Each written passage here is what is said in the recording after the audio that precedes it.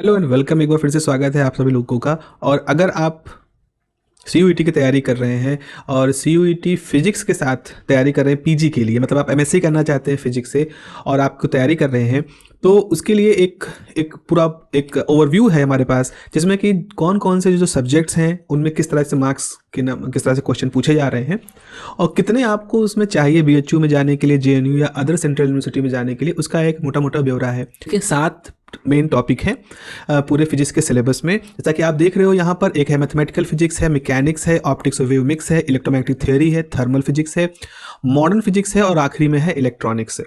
अगर देखिए हमारे पास कितने 2021, 2022 और 2023, इन 3 सालों में ये एग्ज़ाम हुए हैं और इन्हीं 3 सालों के हमारे पास क्वेश्चन पेपर्स हैं। अगर मोटे मोटे तौर पे देखा जाए तो थोड़ा एक दो का ऊपर नीचे हो सकता है, लेकिन मैथमेटिकल फिजिक्स में 11 क्वेश्चन पूछे जाते रहे हैं ऑन एवरेज। आप 3 साल में क्या एवरेज निकाल पाएंगे, एक ट्रेंड हम बात कर रहे हैं। मैकेनिक्स भी 11 के लगभग पूछे जा रहे हैं। ऑप्टिक्स और वेव मिला करके 11 के लगभग होते हैं, जिसमें ऑप्टिक्स का वेटेज थोड़ा ज़्यादा होता है, वेव का थोड़ा सा कम होता है, लेकिन मिक्स ही है, तो ऐसा कोई अलग हम नहीं कर रहे हैं। इलेक्ट्रोमैग्नेटिक थ्योरी के भी 11 क्वेश्चन है। थर्मल फिजिक्स थोड़ा सा लेसर वेटेज रखता है, 8 क्वेश्चन है। मॉडर्न फिजिक्स में चूंकि उसमें कई सारे हैं, एटॉमिक भी है, सॉलिड के भी क्वेश्चन होते हैं, मॉलिक्यूलर के भी क्वेश्चन हो रहे हैं, रिलेटिविटी भी पूछी जा रही है, इसीलिए थोड़ा सा उसका वेटेज ज़्यादा दिख रहा है, 13 क्वेश्चन। और इलेक्ट्रॉनिक्स भी कोई हाई फाई इलेक्ट्रॉनिक्स नहीं, बेहतर से बेहतरीन से इलेक्ट्रॉनिक्स, गेट के ऊपर, बेसिक पीएन जंक्शन सर्किट के ऊपर, बेसिक ट्रांजिस्टर सर्किट के ऊपर आपके ये क्वेश्चन बन रहे हैं। तो आप अगर देखें तो इन सारे क्वेश्चन का जो जोड़ जमा होता है वो 75 होता है, जिसको अगर आप 4 से मल्टीप्लाई कर दोगे तो 300 नंबर होगा। ये हम पार्ट ए की बात नहीं कर रहे हैं। पार्ट ए जो कि जनरल अवेयरनेस का होता है 200 नंबर का, उसकी बात नहीं कर रहे हैं हम। सिर्फ पार्ट बी जो कि आपका सब्जेक्ट स्पेसिफिक होता है। अगर आप फिजिक्स से भर रहे हो सी तो आपको पार्ट बी में 75 क्वेश्चन फिजिक्स के मिलेंगे और ये उसका एक मोटा मोटा क्लासिफिकेशन है। अगर आप BHU, Delhi university, Hyderabad central university को टारगेट कर रहे हो तो ये सभी यूनिवर्सिटी आपके 500 नंबर के स्कोर को देखती है। मतलब 200 का स्कोर जो आपका पार्ट ए का है, 300 का स्कोर पार्ट बी का है। तो अगर आप पार्ट ए और पार्ट बी दोनों को मिला के देखोगे तो 500 में से बीएचयू आपका स्कोर देखेगा। अब अगर हम पार्ट बी की बात करें, यानी फिजिक्स की बात करें, आपके पास ये मान के चलें कि आप पार्ट ए में 60% नंबर लाओगे। आपको अपनी प्रिपरेशन ऐसी करनी है कि आपको 120 नंबर 200 में से आ जाए, और ये एक तैयारी के हिसाब से आसान भी है। साइंस बैकग्राउंड के लोग हो आप लोग तो आप इनमें इनको कर सकते हो। 25 क्वेश्चन होंगे तो आपको 25 क्वेश्चन में इस तरह से सॉल्व करना है कि आपको 120 नंबर मिल जाए। ठीक है, 12, 14, 13 क्वेश्चन का आप उसमें कर ले जाओगे।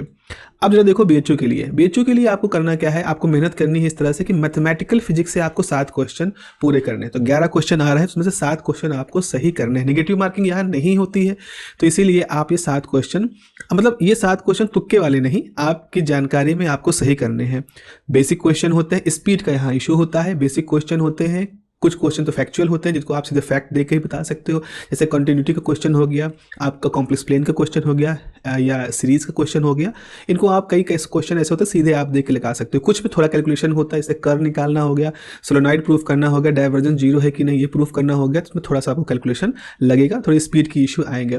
तो आपको 11 में से 7 क्वेश्चन करने हैं। ये थोड़ा सा आपको एक वेटेज आपको यहाँ रखना पड़ेगा। मैकेनिक्स में आपके पास सर्कुलर मोशन, रोटेशनल मोशन से क्वेश्चन होते हैं, मोमेंट ऑफ इनर्शिया से क्वेश्चन होते हैं, कोलिजन से क्वेश्चन होते हैं, स्कैटरिंग से क्वेश्चन होते हैं। तो इसमें आपको 6 क्वेश्चन लगभग करने होंगे। ऑप्टिक्स और वेव्स जो है ये इसमें काफ़ी हद तक चीज़ें 50-50 होती है, मतलब फैक्चुअल भी होते हैं, न्यूमेरिकल भी होते हैं। तो आपको यहाँ पर फैक्चुअल न्यूमेरिकल मिला करके 11 में से 8 क्वेश्चन करने हैं। इलेक्ट्रोमैग्नेटिक थ्योरी का अच्छा वेटेज होता है, यहाँ पर क्वेश्चन थोड़ा से ट्रिकी साइड के हो जाते हैं, तो आपको इसमें मेहनत करके 8 क्वेश्चन करने हैं। थर्मल फिजिक्स भी काफ़ी हद तक चीज़ें याद करने वाले बेसिस पे होती हैं। आपको जैसे क्लासेस क्लैपटन इक्वेशन याद है, उसका फॉर्मूला याद है, या आपको सीपीसीबी की वैल्यू याद है, आपको थोड़े से वो मैक्सवेल के रिलेशन में याद है, थर्मोडायनामिकल पोटेंशियल कुछ याद है, तो आप ऐसा कर सकते हो। तो 8 में से 5 क्वेश्चन करेंगे।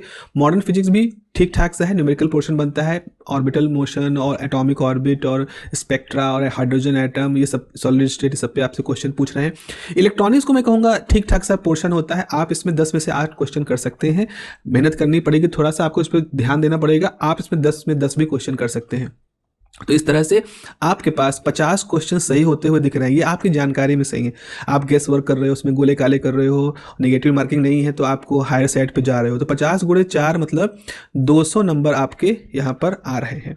और अगर आप 120 लेके चले तो आपको 320 नंबर आए। तो जनरल कैटेगरी में बिना किसी रिजर्वेशन के आप अगर जनरल कैटेगरी के कैंडिडेट की बात करें तो 320 नंबर जो है, 320 भी थोड़ा सा हायर साइड हो गया, 300 से 320 नंबर जो होते हैं वो पिछली काउंसलिंग में देखा गया है कि बीएचयू के लिए जनरल कैंडिडेट का एक सेफ पॉइंट होता है। जेएनयू की बात करें तो जेएनयू थोड़ा सा स्ट्रिक्ट है, उसको आपके 200 में से 120 नंबरों से कोई मतलब नहीं है। उस पर वो आपके पार्ट ए के कैलकुलेशन को देखता ही नहीं, पार्ट ए में आपने कुछ भी किया हो कोई फर्क नहीं पड़ता, वो आपके 300 में से देखता है। तो 300 में से देखने का मतलब आपको फिजिक्स में जो 75 क्वेश्चन आ रहे हैं उसमें से आपको ज़्यादा से ज़्यादा करने हैं। आप अपना टारगेट रख सकते हैं यहाँ पर कि मैथमेटिकल को थोड़ा सा और बेहतर ले जाएं, मैकेनिक्स को आपको अच्छा करना है, ऑप्टिक्स में तो आप देख लो सभी पोर्शन में आपको अपने परफॉर्मेंस को इन्हांस करना है। अब यहाँ पर थर्मल फिजिक्स में आप 6 से भी ऊपर ले जा सकते हैं, इलेक्ट्रॉनिक्स में आप 8 से ऊपर ले जा सकते हैं, मॉडर्न फिजिक्स को 8 से ऊपर ले जा सकते हैं। ईएमटी में थोड़ा सा आपको चैलेंज महसूस होगा क्योंकि ईएमटी एक टफ साइड की होती है। ऑप्टिक्स में भी आप एक क्वेश्चन को इंक्रीज कर सकते हैं, मैकेनिक्स थोड़ा सा टफ साइड हो जाती है, कुछ क्वेश्चन इसमें टफ साइड के होते हैं, मैथमेटिकल में भी क्वेश्चन थोड़ा टफ साइड के होते हैं। तो आप ईएमटी में मेहनत कर रहे हैं, मैकेनिक्स में मेहनत कर रहे हैं, मैथमेटिकल फिजिक्स में मेहनत कर रहे हैं, तो आप बीएचयू से जेएनयू की तरफ आप अपना रास्ता देख सकते हैं। तो अगर इस तरह से आप 56 क्वेश्चन कर ले जा रहे हैं और 56 क्वेश्चन 4 नंबर का है तो 224 नंबर, तो आपके पास 300 में से 224 आ रहा है। और आप समझिए आप अगर 70% ला रहे हैं, 300 के मतलब 300 है तो 210 70% हुआ, तो 70% ला रहे हैं, तो जनरल कैंडिडेट के लिए 70 से 73% एक ऐसा सेफ स्कोर है जो कि आपको जेएनयू में एंटर दिला सकता है। इसके बाद आती है कि भाई चलिए बीएचयू नहीं, जेएनयू नहीं तो क्या, अब और सेंट्रल यूनिवर्सिटीज़ है हमारे सामने है, हमारे पास राजस्थान की सेंट्रल यूनिवर्सिटी है, सभी राज्यों की अपनी सेंट्रल यूनिवर्सिटी है, कुछ बहुत बढ़िया है, साउथ में भी बहुत बढ़िया यूनिवर्सिटीज़ हैं।